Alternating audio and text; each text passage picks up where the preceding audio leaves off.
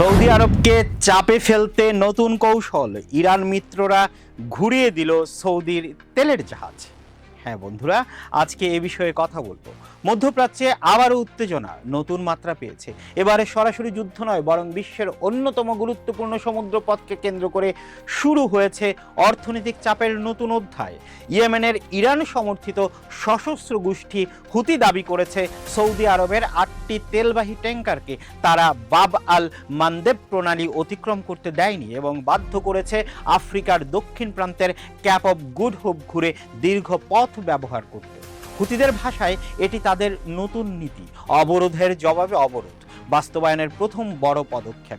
ইয়েমেনের সশস্ত্র বাহিনীর মুখপাত্র ব্রিগেডিয়ার জেনারেল ইয়াহিয়া জানিয়েছেন, সৌদি আরব যতদিন ইয়েমেনের উপর অবরোধ বজায় রাখবে ততদিন সৌদির জ্বালানি পরিবহনও নিরাপদ থাকবে না। তিনি বলেন, তাদের নৌবাহিনীর চাপের কারণেই 8টি সৌদি তেল ট্যাঙ্কারকে পরিকল্পিত রুট পরিবর্তন করে অনেক দীর্ঘ ও ব্যয়বহুল পথে যেতে হয়েছে। বাব আল মান্দেব প্রণালী লোহিত সাগরকে এডেন উপসাগর ও ভারত মহাসাগরের সঙ্গে সংযুক্ত করেছে এবং সুয়েজ খালের মাধ্যমে ইউরোপ এশিয়ার বাণিজ্যের অন্যতম প্রধান করিডোর হিসেবে পরিচিত।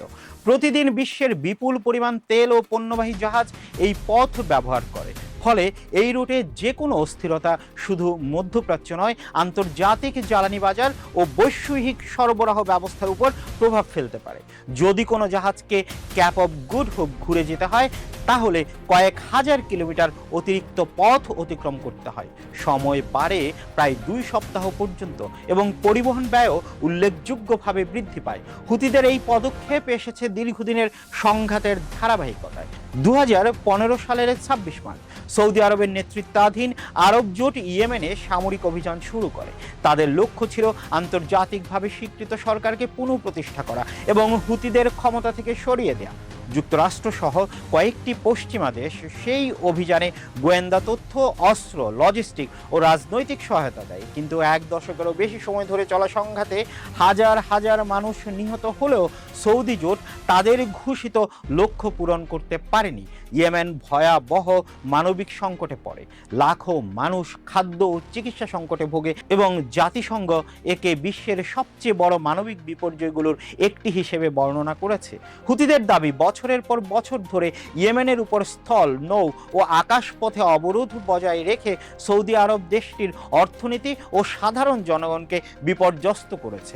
সেই কারণেই গত 20 জুলাই তারা সৌদি আরবের বিরুদ্ধে তাৎক্ষণিক নৌ অবরোধ ঘোষণা করে এবং জানিয়ে দেয়, ইয়েমেনের উপর অবরোধ না উঠলে সৌদির জ্বালানি রপ্তানিও বাধার মুখে পড়বে। এরই ধারাবাহিকতায় এবার 8টি তেল ট্যাঙ্কারকে ফিরিয়ে দেওয়ার দাবি করা হয়েছে। পরিস্থিতি আরও উত্তপ্ত হয়েছে সাম্প্রতিক সৌদি বিমান হামলার পর। হুতিদের অভিযোগ, আল হুদাইদাহ বন্দরে সৌদি বাহিনীর হামলার জবাব হিসেবেই তারা সংঘাতের নতুন ধাপ শুরু করেছে, যার নাম দেয়া হয়েছে উত্তেজনার জবাবে উত্তেজনা। আল হুদাইদা বন্দর ইয়েমেনের জন্য অত্যন্ত গুরুত্বপূর্ণ, কারণ দেশটির খাদ্য, জ্বালানি ও মানবিক সহায়তার বড় অংশ এই বন্দর দিয়েই প্রবেশ করে। ফলে এই অঞ্চলকে ঘিরে যে কোনো সামরিক সংঘর্ষের প্রভাব সরাসরি সাধারণ মানুষের উপর পড়ে।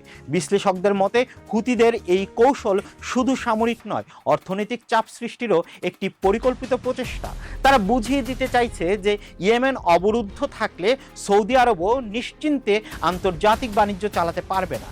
তবে এতে ঝুঁকিও কম নয়, কারণ বাব আল মান্দেব প্রণালীতে উত্তেজনা বাড়লে আন্তর্জাতিক নৌবাহিনীর উপস্থিতি আরও জোরদার হতে পারে এবং সংঘাত আঞ্চলিক সীমা ছাড়িয়ে বৈশ্বিক নিরাপত্তা ইস্যুতে পরিণত হওয়ার আশঙ্কা রয়েছে।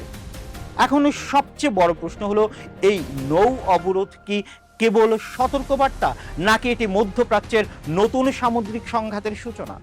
যদি দুই পক্ষই নিজেদের অবস্থানে অনড় থাকে তাহলে শুধু ইয়েমেন বা সৌদি আরব নয়, পুরো বিশ্বের জ্বালানি সরবরাহ, বাণিজ্যিক রুট এবং তেলের বাজারে এর প্রভাব দীর্ঘমেয়াদী হতে পারে। তাই মধ্যপ্রাচ্যের এই নতুন উত্তেজনা এখন শুধু একটি আঞ্চলিক সংঘাত নয়, বরং বৈশ্বিক অর্থনীতি ও সামুদ্রিক নিরাপত্তার জন্য গুরুত্বপূর্ণ এক পরীক্ষার নাম।